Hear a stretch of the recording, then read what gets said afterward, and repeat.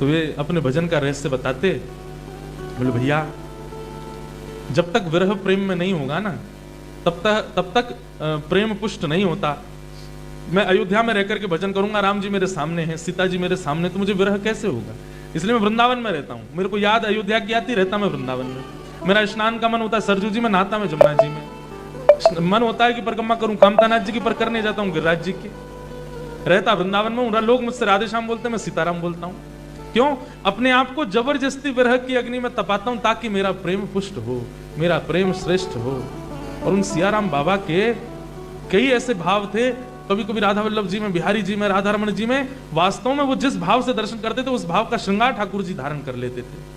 किसी ने कहा, बोले बाबा आप बहुत सियाराम सियाराम करते रहते हो ठाकुर जी को देख करके, आपके ठाकुर जी हमारे लिए तो कन्हैया हैं, आपके ठाकुर जी राम जी हैं, इस बात का प्रमाण क्या है? यहीं तो बता रहा हूं, आज नीली पोशाक पहनी और सिर पर देखियो ऐसा टेढ़ो सा मुकुट पहनो भयो। अगर मैंने जो बताई वो श्रृंगार भीतर भयो तो ये माननी पड़ेगी सियाराम जी हैं, सीताराम ही है। और सब जाते भीतर और जैसे जाकर के दर्शन करते, बिहारी जी नीली पोशाक में दिखते, वैसी पाग में दिखते, फिर सब बाबा को प्रणाम करते। तो दो बातें थी बाबा के भाव में। पहली बात तो भैया अंतर काय को मानो, राम कृष्ण दो एक हैं। और दूसरा भाव, वो अपने विरह को पुष्ट करते थे। जिस धाम से प्रेम है उससे दूर रह करके अन्य धाम में रह करके विरह भाव बढ़ाते थे, ऐसे सियाराम बाबा। तो उत्तम भागवत का लक्षण क्या है? सब में कृष्ण को देखे, और जब कृष्ण को देखे तो सबको उनमें देखे। जब श्री राधा रमन जी का दर्शन करने जावे तो सब राधा रमन जी में हैं, और जैसे ही मंदिर से बाहर आवे तो सब जगह राधा रमन जी, ऐसी भावना रखे। ये उत्तम भागवत। अब मध्यम भागवत कौन है? अब मुझे इतना विश्वास है कि मुझसे लेके पीछे तक उत्तम कोई भी नहीं है, विश्वास है मुझे, और मैं भी प्रयास करता हूं। और आपको सत्य बताएं, इस सूत्र से मैंने बहुत अपने आप को बदला है। कितने लोगों से हम जीवन में मिलते हैं, हर दिन हजारों लोगों से मिलना होता है, सब दोषयुक्त होते हैं, लेकिन किसी में दोष दर्शन अब नहीं होता। सत्य बता रहे हैं। कई बार हम कहीं जाते हैं कथा करने के लिए, तो पहले हमको, महाराज जी आप फलानी जगह जा रहे हो, वहां पे ना ऐसे ऐसे लोग हैं, वहां पे एक व्यक्ति इस नाम का मिलेगा, वहां पे व्यक्ति ऐसा आपके साथ कर सकता है, उससे आप बात मत करना, वो आपको डॉलर का लोभ देगा। लेकिन जैसे ही हम जाते हैं उस व्यक्ति से मिलते हैं, तो जितने अवगुण सुन के आए एक का भी दर्शन नहीं होता। उस समय कहे, ठाकुर जी बस ऐसी कृपा बनाए रखना, किसी में अवगुण दिखे ना। ये उत्तम भागवत का लक्षण है। अब मध्यम भागवत कौन है? सुनो, मध्यम भक्त कौन है? ईश्वरे तदधीनेषु बालशेषु द्विषस्तु च प्रेम मैत्री कृपापेक्षा य करोति समध्यमा। उत्तम भागवत सुन लिया, अब मध्यम सुनो। उत्तम तो हम नहीं है, पर क्या पता मध्यम हो। तो मध्यम के लक्षण क्या है? प्रेम, मित्रता, कृपा और उपेक्षा, ये चार लक्षण होंगे। बहुत ध्यान से सुनना। पहला प्रेम, मित्रता, कृपा और उपेक्षा। और ये चारों चीज अन्य अन्यों से है, एक से नहीं। सबसे पहला प्रेम। प्रेम किससे है? ठाकुर जी से। मित्रता किससे है? तदधीनेषु, जो ठाकुर जी के भक्त हैं उनसे मित्रता है, और कोई मित्र है ही नहीं। वो सब ब्लॉक मार रखे हैं व्हाट्सएप पे, जो कथा में नहीं आते, जो वृंदावन नहीं जाते, जिनको हम सुबह सुबह रील भेजते हैं वृंदावन की और उनका कोई रिप्लाई नहीं आवे। 12 घंटे वेट किया करो। अगर 12 घंटे में ऐसे भी नहीं भेजता, उसको फिर 12 घंटे बाद कहना, भैया बहुत अच्छा लगा तुम्हारे साथ पूरा जीवन व्यतीत करके, सन्मुख कभी आओगे तो निश्चित तुम्हारे साथ में रामा श्यामा होगी, लेकिन अब सोशली हम आपसे डिस्कनेक्ट हो रहे हैं। और प्रणाम करके उसको तुरंत ब्लॉक कर दो। ये मध्यम भागवत का लक्षण है। अब भाई आजकल सोशल मीडिया का जमाना, इसलिए उसी तरीके से समझाना पड़ेगा ना। सत्य बता रहे हैं, आज ऐसा जीवन हो गया है लोगों का। अब मिलकर के हो सकता है आप प्रेम दिखाओ, पर आप सोशली एक दूसरे को ब्लॉक मार के बैठे हो। सामने बैठा है तो भाई उसके संग बैठे हैं, चाय भी पी रहे हैं, कॉफी भी पी रहे हैं, लेकिन सोशल अकाउंट पे तुमने भी उसको ब्लॉक कर रखा है, उसने तुमको कर रखा है। वो ज्यादा प्रमाणित माना जाता है। सामने भले ही आप बात कर रहे हो, वो इतना प्रमाणित नहीं है, पर तुमने फेसबुक पे उसको ब्लॉक कर, इंस्टाग्राम पे ब्लॉक है वो। तो क्या करना है? ठाकुर जी से प्रेम, पहला तो है लक्षण। दूसरा क्या? केवल वही मेरे जीवन के सामीप्य में आ सकता है जो ठाकुर जी का है। जिसका ठाकुर जी से संबंध नहीं है उससे हमारा कोई संबंध नहीं। ठीक है, आप लोग ऑस्ट्रेलिया में रहते हैं, आपके कई व्यवस्थाओं के लिए आपको कई लोगों से मिलना पड़ता है, कई लोगों से बातें करनी पड़ती है, पर अपने हृदय में और अपने जीवन में उन्हीं लोगों को प्रवेश कराइए जो भगवत संबंधी है। हमारी इस बात को मान लीजिए, जिसके संग से, जिसके सामीप्य, जिसके जीवन में आने के बाद आपका भजन छूट गया। भजन तो चलो बहुत आगे की बात है, सबसे ज्यादा ना प्रभाव पड़ता है हमारे स्वभाव पर। हम पहले बहुत सरल थे, सबसे मिलते थे, हम पहले बहुत काइंड थे, सब पर हमको दया आ जाती थी। आजकल हमारा मन बदल गया, अब हमको दया नहीं आती। पहले हम किसी भिक्षुक को देख लेते थे तो आंखों में आंसू आ जाते, अरे बेचारा ये क्यों भीख मांग रहा है। आज इतने लोग खड़े रहते हैं लेकिन हमको दया नहीं आती। इसका मतलब क्या है? कोई कुसंगी व्यक्ति जीवन में आया है, तभी आपका हृदय इतना परिवर्तित हो गया। पहले किसी दूसरे को रोता देख लेते थे तो आप व्याकुल हो जाते थे, अब किसी को तड़पता देख लेते हैं तो कुछ फर्क नहीं पड़ता। इसका मतलब क्या है? कोई व्यक्ति ऐसा आपके साथ आया है जिसने आपके हृदय का परिवर्तन कर दिया। सत्संग भले ही मत कीजिए, लेकिन हमारी कही एक बात मान लीजिए, कुसंग बिल्कुल मत कीजिए। सत्संग नहीं करना, मत जाओ कथा में, मत जाओ प्रवचनों में, मत जाओ किसी अनुष्ठान में, लेकिन इसके बदले किसी कुसंगी व्यक्ति के पास भी मत जाओ। आप ऑस्ट्रेलिया में रहते हैं, मैं भी मेलबर्न में भी ये बात कह के आया, यहां भी कहूंगा, यहां भोग भोगना बहुत आसान है। मैं भी ये बात कह के आया, यहां भी कहूंगा, यहां भोग भोगना बहुत आसान है।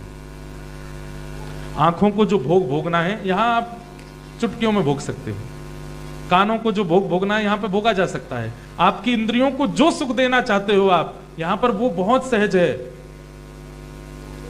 इसलिए यहां पर बिगड़ना बड़ा आसान है, संभलना बहुत मुश्किल है। भारत में भजन बहुत आसान है, कुछ नहीं, दो रात में बैठो, 2 घंटे में दिल्ली में रहते हो तो वृंदावन पहुंच जाओगे, पंजाब रहते हो तो 4 घंटे में वृंदावन पहुंच जाओगे, थोड़ी और दूर रहते हो तो फ्लाइट पकड़ के वृंदावन आ जाओ, अयोध्या चले जाओ, नासिक चले जाओ, काशी विश्वनाथ चले जाओ, महाकाल चले जाओ। अरे कहां तक, हर दो घंटे के अंदर, 1 घंटे के अंदर एक तीर्थ आ जाएगा। आप चाहे दुनिया के, भारत के किसी कोने के हों, ऐसा हो ही नहीं सकता कि 1 डेढ़ 2 घंटे के अंदर आपके घर के पास कोई तीर्थ बड़ा नाम पड़ जाता हो, आ जाएगा। भारत में भजन सरल है और इन देशों में भोग सरल है, भोग बहुत आसान है। इसलिए जो भोग की तरफ आपको ले जाते हैं उनसे थोड़ा बचिए, थोड़े थोड़े से प्रारंभ करो, आगे चल करके विशेष सावधानी हो जाएगी। आपको पीने के लिए प्रेरित करते हैं, आपको खाने के लिए प्रेरित करते हैं, आपको दूषित वस्तुओं की तरफ थोड़ा ढकेलने का प्रयास करते हैं, ऐसे लोगों से दूरी बनाइए। ज्यादा से ज्यादा क्या होगा, $100-200 कम मिलेंगे, लेकिन अपना आचरण शुद्ध रखिए। व्यक्ति आचरण का विचार नहीं करता, बस निर्वाह करना है, मुझे कैसे भी यहां रहना है, उसके लिए मुझे ये सब करना पड़ेगा। नहीं, अब रावण भी तो यही बात कहता था महादेव से, अगर मैं अपना रूप राक्षसत्व में नहीं डालूंगा तो देवता मुझे जीवित नहीं छोड़ेंगे, मुझे देवताओं से लड़ने के लिए अपने आप को बलवान बनाना पड़ेगा। नाथ, मैं कहां जाऊं, मैं मजबूर हूं। रावण भी कहता था इस बात को। और कई लोग आपके ऑस्ट्रेलिया के, अमेरिका के जब हम जाते हैं तो बच्चे बोल जाते हैं, महाराज जी हम मजबूर हैं, यहां पे कर नहीं सकते। मैं ऐसे कितने बच्चों को जानता हूं, 60 दिन, 70 दिन, 90 दिन केवल ब्रेड बटर खा के निकाल लिया, लेकिन नहीं खाएंगे प्याज। और यहाँ पे अभी हमसे एक बालक दीक्षा लेके गया मेलबर्न में, तो मुझसे बोला, महाराज जी दीक्षा लेने के बाद गले में कंठी माला है ना, मैंने हाँ, इसको उतार दिया करूं जब भोजन किया करूं। मैंने क्यों? तो उसमें प्याज होती है ना, फिर पहन लिया करूं। मैंने कहा वाह, ये कोई बात है? मैंने कि ये तो वही बात हो गई कि ब्याह के बाद गृहिणी बोली कि मैं थोड़ा बाहर घूमने जा रही हूं, मंगलसूत्र उतार जाऊं। क्यों? ताकि दुनिया को पता नहीं चले कि मैं सौभाग्यवती हूं। ऐसा नहीं। हम एक बात कहते हैं कथा में, आप ठाकुर जी के लिए ये सामान्य सी वस्तु नहीं छोड़ सकते। तो फिर ठाकुर जी कहेंगे, भाई काय को क्यों इतना कष्ट करता है नाम जप करने में, काय को इतना कष्ट कर रहा है कथा सुनने में, क्यों भाई सोमवार के सोमवार, मंगलवार के मंगलवार, बिल्कुल मत जा, लगा रहे संसार में, मेरे पास भी आना है और एक छोटी सी वस्तु का त्याग भी नहीं करना है।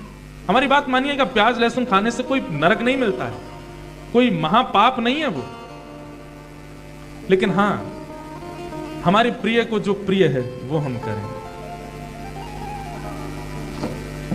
भावे मोहे सोई जोई जोई करे प्यार, जोई जोई प्यारो करे कोई मोहे हमारे भावे। श्री त्रिवंश महाप्रभु इस चतुरासी जी में सबसे पहला पद यही कहते हैं,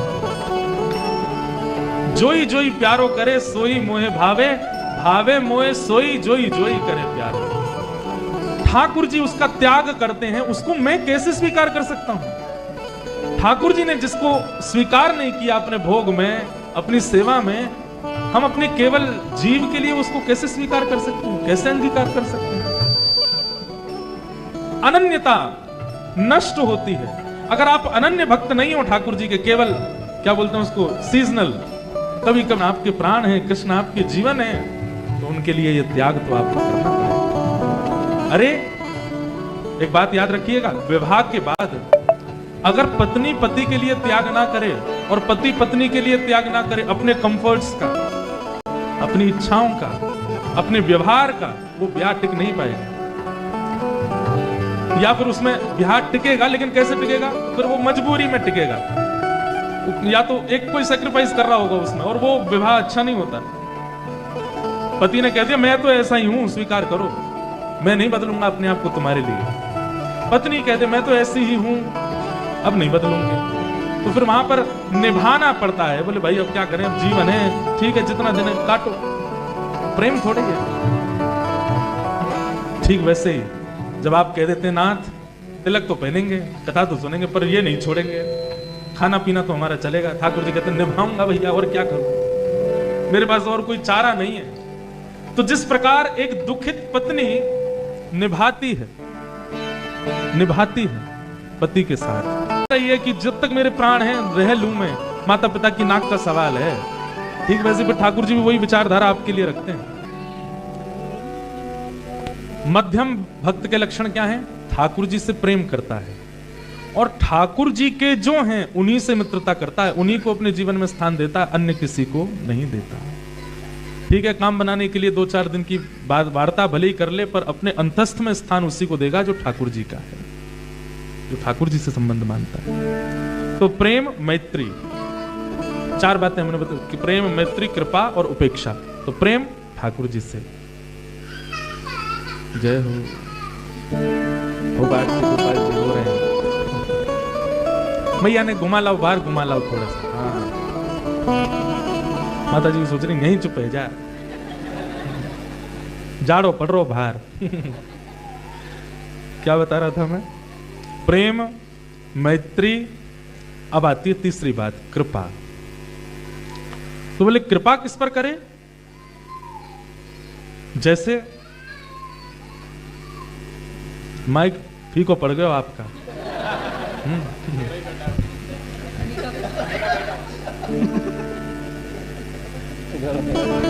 क्या बता रहा था? मेरी बात सुन लो भैया, फिर हमें भी नींद आ रही है बहुत जोर से। कृपा, प्रेम, मैत्री, कृपा।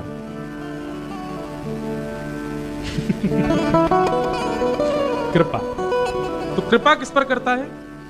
जैसे कोई ठाकुर जी के विषय में जानता ही नहीं है, उसे कुछ पता ही नहीं है, उसको बिल्कुल इस विषय का ज्ञान ही नहीं है, लेकिन वो हृदय से बड़ा सीधा है, सरल है, उसको किसी ने बताया नहीं है, लेकिन आप चाहें तो उसको बता सकते हैं। उसको बताना कि भाई देखो सेवा की पद्धति ऐसी होती है, तिलक का नियम ऐसा होता है, भगवान के भजन का नियम ऐसा होता है, गुरु कृपा का नियम ऐसा होता है, आदि आदि ये सब भाव उसको बताना। वृंदावन का नियम ऐसा है, बरसाने का नियम ऐसा है, गोवर्धन का नियम ऐसा है। ये क्या है? ये कृपा है, ये आप उससे बता रहे हैं। बस अन्यथा मत लेना बात को, पर ये कथा हम सुना रहे हैं, ये कृपा ही है, ये हम बता रहे हैं, हम आपको समझा रहे हैं, हम आपको कुछ नवीनता दे रहे हैं, ये कृपा है। तो उत्तम मतलब ठाकुर जी से प्रेम करे,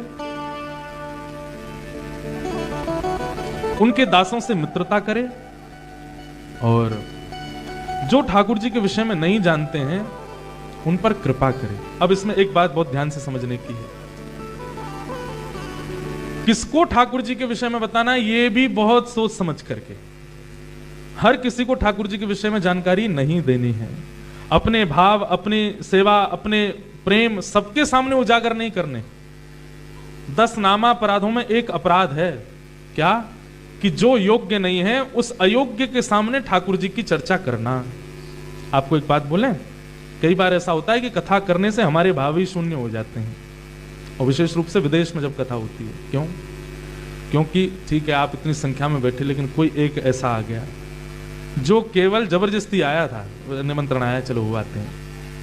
कोई उसके मन में भाव नहीं था, कोई उसके मन में प्रेम नहीं है, कोई मन में समर्पण नहीं है, वो बस बैठे बैठे बस यही देख रहा है कौन क्या पहन के आया, कौन का परफ्यूम कैसा है, कौन की गाड़ी कैसी है, कौन किस भाव से बैठा है, कब कथा पूरी होगी, भोजन कब मिलेगा, इसी भाव से बैठे हैं कथा में। मतलब योग्य नहीं है, लेकिन उस योग्य के सामने वक्ता ने बैठ करके कई सारे भाव सुंदर सुंदर बता दिए और उसने वो सुन भी लिए।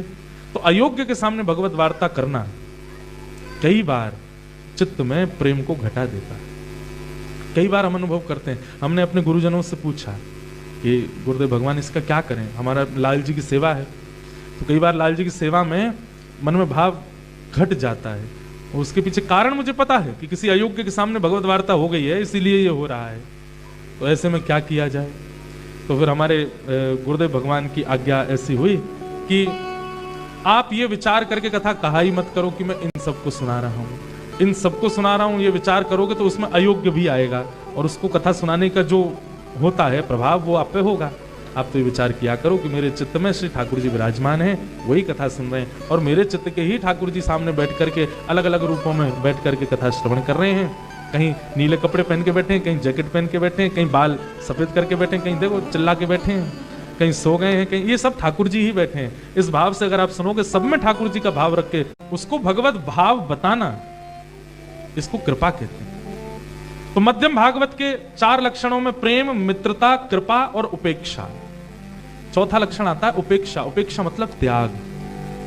बोले किसका त्याग करें? सीधी बात, जो भगवान के प्रेम भाव को नहीं जानता, ठाकुर जी से जिसका कोई संबंध नहीं, उसका त्याग, उसकी उपेक्षा, उससे दूर ही रहो। लड़ना नहीं है, झगड़ना नहीं है, याद रखिएगा, विवाद करना नहीं है, कलेश नहीं करने, दूर रहना है। कोई कह रहा है अरे भगवान भगवान कुछ नहीं होते, अरे ये सब तो ऐसे ही सब अपना बना लिया है, धंधा कर लिया है, ब्राह्मणों ने ऐसा कर लिया है, पंडितों ने अपनी दुकानदारी खोल ली, आदि आदि। आपको वहां जाकर के लड़ना नहीं है, तो क्या करना है? चलते बनो, निकल जाए। उपेक्षा। वैष्णव का स्वभाव है कि वो विवाद नहीं करता, और जो विवाद में पड़ता है वो वैष्णव है नहीं। ये मध्यम भागवत है। मध्यम भागवत क्या करता है? ठाकुर जी से प्रेम, ठाकुर जी के भक्तों से मित्रता, जो जानकार नहीं है उन पर कृपा, और जो ठाकुर जी के बारे में अनाप शनाप बोलते हैं उनकी उपेक्षा। ये 4 लक्षण युक्त जो है वो कौन है? मध्यम। और अब आते हैं साधारण भक्त। ये साधारण कौन से हैं? तब साधारणों के विषय में क्या बताया कि अर्चायामेव हरे पूजाम यश्रद्धये हते न तद्भक्तेषु चान्येषु सभक्त प्राकृत स्मृत। एक बात तो बढ़िया स्पष्ट है, ठाकुर जी से हमारी कही एक बात कहेंगे, ठाकुर जी से मांगा करो कि हे नाथ हमें भोला बना दीजिए। हमारी मस्तिष्क में चतुराई बहुत ज्यादा है। आपको पता है आप कथा क्यों सुन रहे हो? क्योंकि आप बहुत चतुर हो, और वो चतुराई थोड़ी सरलता में परिवर्तन। सुनने से पहले आप जैसे थे, 3 घंटे बाद आप ऐसे नहीं रहोगे, 2 घंटे बाद थोड़ा परिवर्तन होगा, थोड़े सहज हो जाओगे, थोड़े सौम्य हो जाओगे। कुछ अपशब्द बोलने से पहले नहीं महाराज जी बोल के गए थे, ऐसा नहीं करना चाहिए। इसका मतलब क्या है? पहले क्या था? पहले आप चतुर थे, अब आप सरल हुए। ठाकुर जी से नित्य यही प्रार्थना कीजिए कि हे नाथ मेरी चतुराई दूर करो, मुझे सरल बना दो, मुझे सहज बना दो, मुझे दैन्य बना। ठाकुर जी को सबसे प्रिय क्या है? लिख लीजिए, 56 भोग से भी ऊपर है, श्रृंगार से भी ऊपर है, वंशी से भी ऊपर है, राग से भी ऊपर है। ठाकुर जी को सबसे ज्यादा प्रिय है दैन्यता। क्या प्रिय है? दैन्यता का मतलब सरलता, सहजता, भोलापन, भौंदू। ठाकुर जी को बहुत प्रिय है। चतुर है, संसार के लिए है, पर भगवत भाव में और स्वाभाविक भाव में बहुत दीन है। ठाकुर जी को वो इतना प्रिय लगता है, ठाकुर जी उसके लिए कुछ भी कर सकते। इसलिए नित्य ठाकुर जी से प्रार्थना करो कि हे नाथ, हमारे चित्त को सरल बना दो, सहज बना दो, हमारे चित्त को इतना दीन बना दो, इतने दैन्यता में इसको परिवर्तित कर दो, सहज हो जाए।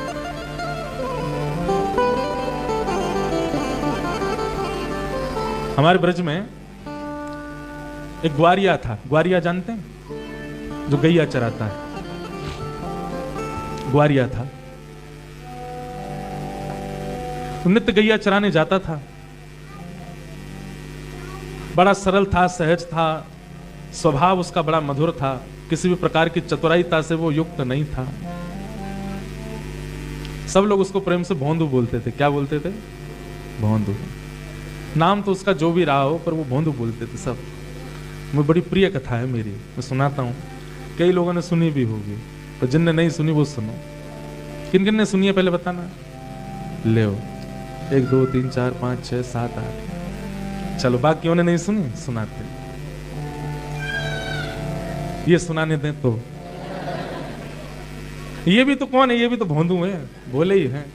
अब जैसे ही चतुर हो जाएंगे तो सीधे बैठेंगे कथा में, लेकिन भोंदू हैं इसीलिए नाच रहे हैं, गा रहे हैं, चिल्ला रहे हैं, सब प्रकार के व्यवहार कर रहे हैं।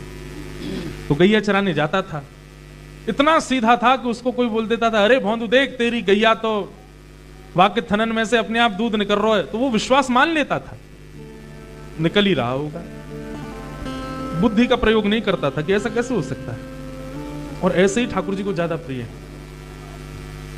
बुद्धि तो है, पर उसका प्रयोग संसार के निर्वहन में करते हैं। अपने पर्सनल स्वभाव में ठाकुर जी के सन्मुख उसका प्रयोग ज्यादा ना करे, वो ठाकुर जी को बहुत प्रिय है। तो नित्य वो अपने गुरुदेव का प्रवचन सुनता था। गुरुदेव कथा में सुनाते थे, बोले कि भैया वरहा पीड़म नटवर वपु कर्णयो कर्णकारम विभ्रत वासः कनक कपसम वैजयंतीम च मालाम। ठाकुर जी मोर मुकुट पहन करके, वैजंती माला पहन करके, पीतांबरी पहन करके नित्य गाय चराने भांडीर बन जाते हैं। ऐसे पीछे बैठा था भोंदू। भोंदू ने जैसे ही भांडीर वन सुना, उसके कान खड़े हो गए और वो बोलने लगा, ठाकुर जी भांडीर वन का गाय गैया चराने आते हैं? अरे मैं भी तो भांडीर बन जाता हूं, मुझे तो कभी मिले नहीं वो। गुरु जी कह रहे हैं कि वो भांडीर बन गैया चराने आते हैं, मुझे क्यों नहीं मिले आज तक? तो मन में विचार करता, उसने पूछा नहीं, संकोच में मन में विचार करने लगा, मैं योग्य नहीं हूं इसलिए मुझे मिले नहीं, आते तो ठाकुर जी होंगे आज भी। लेकिन विचार करने लगा, अब मैं गुरु कृपा से ढूंढूंगा, ठाकुर जी मिल जाए तो। दूसरे दिन गैया चराने के लिए जब भांडीर बन गया तो गाय तो चर रही थी। अब रोज तो जाता था गैया चराते समय सो जाता था, लेकिन आज जाकर के ढूंढने लगा, ठाकुर जी कहाँ हैं, श्याम सुंदर कहाँ हैं, आज मुझे मिल जाएंगे तो मैं पहचानूंगा कैसे? अरे नहीं, गुरुजी ने बताया था पीली पोशाक पहनते हैं वो, उनमें से चंदन की सुगंधी आती रहती है, उनका जो श्री अंग की कांति है वो यमुना जी जैसी है, सांवली सांवली घुंघराले केश हैं उनके। अब वो उन सब भावों का चिंतन करता है। कितना भगवत चिंतन हो रहा है उसके द्वारा।